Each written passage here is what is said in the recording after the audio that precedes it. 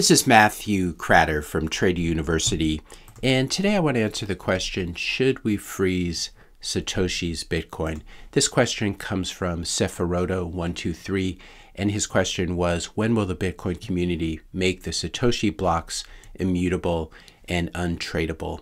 And he goes on to elaborate, assuming that Satoshi is still alive and has access to the keys, in terms of vulnerability to crash the entire market, that seems to be the biggest one. Is it even possible for the community to vote on a code change that would lock those coins or blocks from transaction in order to provide absolute certainty that they cannot be used or abused in the future?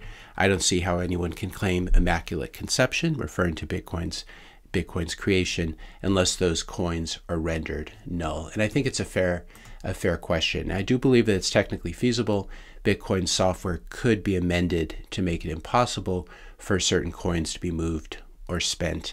And then anyone could choose, they'd have to choose voluntarily to run this new version of the software. And if enough people chose to run it, it would become the de facto new reality, the de facto new version of Bitcoin. And it might work like this. If a coin comes from a certain early block, you just change that code to have nodes not recognize any transactions that involve those UTXOs, unspent transaction outputs, or little chunks of Bitcoin. This is basically how Bitcoin works. You have an address, and then you have UTXOs, a certain amount of Bitcoin associated with that address. And if you have the private key, then you can move that Bitcoin to a different address. So this change would basically make those coins unspendable, early coins unspendable. Now, what are the pros? This would indeed eliminate a possible overhang of Satoshi's coins if he ever returned and decided to dump them on the market, or even donate them to a quote-unquote bad group, government, corporation, someone that people don't like. Of course, one person's bad group is another person's good group, and it's unclear how to choose someone to adjudicate disputes like this. So those are all the pros to changing the code.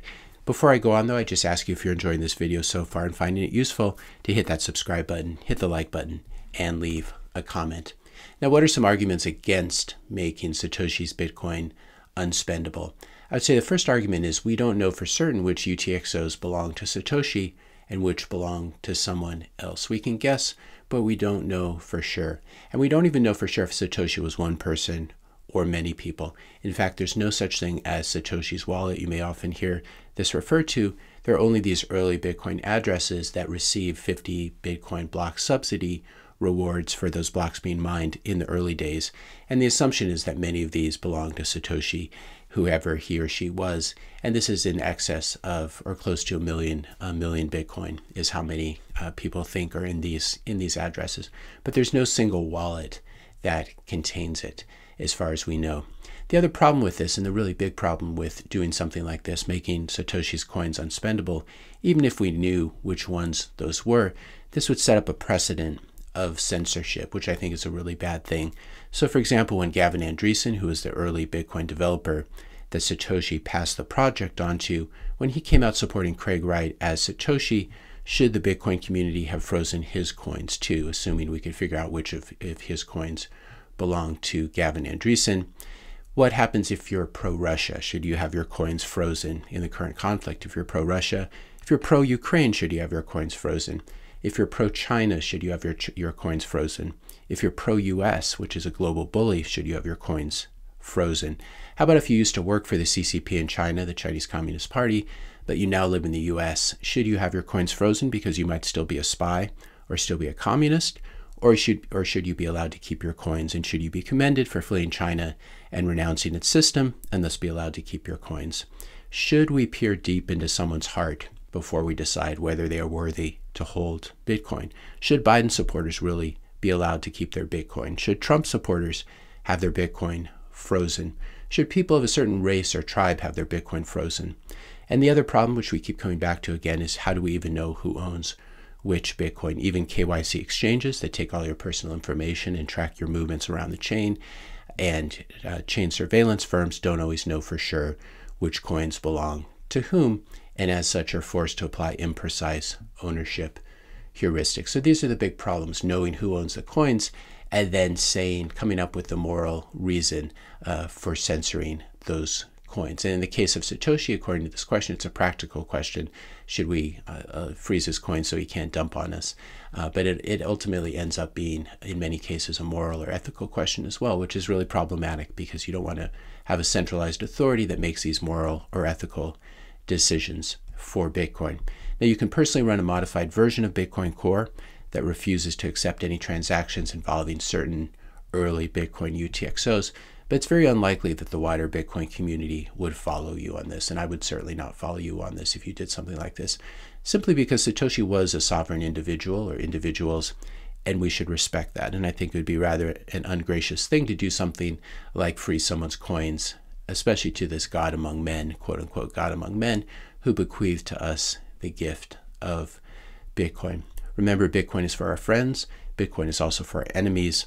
And if we try to start freezing other people's money, then we're really no better than the fiat money people. And this is a long history of the U.S. playing games with the U.S. dollar. And however you feel about Iran in the 1970s or the U.S. in the 1970s, these things cause long-standing problems. And here's an example of this money that's still been frozen since the 1970s, I believe. So what are the conclusions to this? We need to resist any and all impulses to freeze someone else's money. I think that's really a bad impulse that fiat culture has brought to many of this. And this is not to criticize the person who asked this question. I think it's a fair question, and I'm glad that he asked it. So we need to resist any impulse to freeze someone else's money. Your node can censor a certain transaction involving certain UTXOs. In other words, you can engage in censorship if you want to, but that doesn't mean that someone else's node will do the same thing.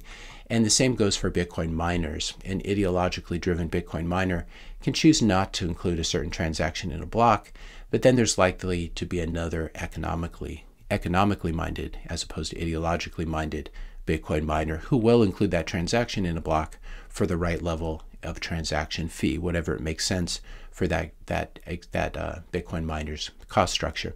And this is how Bitcoin is designed. It's very, very clever. It's designed to route around censorship in this way. I'll end with this question, which I get a lot. Are Satoshi's coins actually an existential threat to Bitcoin? And I don't think they are. I think the potential sale of up to 1 million Bitcoin would not be the real problem, since Bitcoin at this point is liquid enough by now to absorb a seller this large. Again, Bitcoin's price would go down, obviously, if someone comes in and starts dumping 1 million coins, but presumably Satoshi would do it slowly. If he did it quickly, we would all get really nice prices on our Bitcoin when we're dollar cost averaging, because Bitcoin would spike way down, we would get filled, and then it would come right back up. But one would assume that if Satoshi were selling, he would sort of dribble it out over time, like large block sellers of stock do. The other thing is, even if Satoshi owns a lot of Bitcoin, it does not give him any extra control over the protocol, as it would if Bitcoin were proof of stake instead of proof of work. This is the nice thing about proof of work. Owning more coins does not give you more control over the validation or over the protocol. The real problem, I think, if Satoshi were to return, would be the actual return of him or her, who could then become a single point of attack for the protocol, or who could end up wielding some sort of bully pulpit like Ethereum, like Vitalik at Ethereum, or Charles Hoskinson at Cardano, and telling Bitcoiners what to think or do. It'd be very hard if Satoshi returned and was able to actually sign with his private keys and prove that he was Satoshi. It'd be very hard not to get on board with him, I think, even for you and me.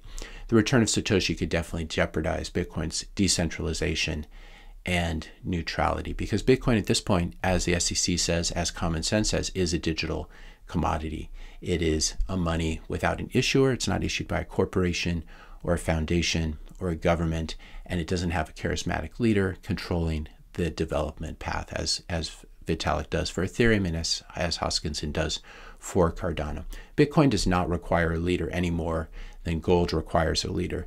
Bitcoin definitely needed help in the early days, and Satoshi stayed around for a couple of years and helped, and then he left. At this point, we definitely do not need or want a leader, even Satoshi. That being said, it's been 14 years, and Satoshi has still not returned or moved any of his or her coins. And this is the funny thing, of course, while everyone, especially altcoiners, were so worried about Satoshi dumping on them, they actually got dumped on. They literally got dumped on by Vitalik, by the Solana billionaires, and by many of these founders, by Jed McCaleb of XRP, for example. So people were worried about Satoshi dumping on them, and it could still happen, of course. I think it's unlikely. but they actually did get dumped on by these other scammers. And the thing we know from Satoshi's writings and the way he comported himself, Satoshi was clearly more ideologically minded than economically minded. We know this from his writings, and as well as his extreme humility in walking away from the project and never selling any coins. He could have monetized his project at any point. And certainly when he became a billionaire, I think most people would have trouble resisting this temptation. So he's either very ideologically minded, very strong, or in fact, he's no longer alive. I think these are the two possibilities. I would say that while Satoshi's return remains an existential threat to Bitcoin, I think it's an extremely low probability.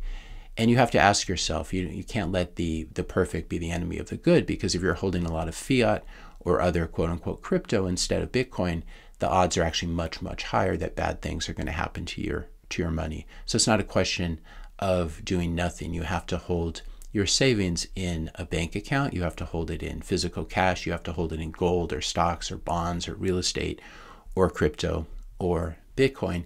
And you have to decide for yourself what is the best place to hold it. I believe Bitcoin is, and that's where the vast majority of my net worth is. You have to store your savings somewhere.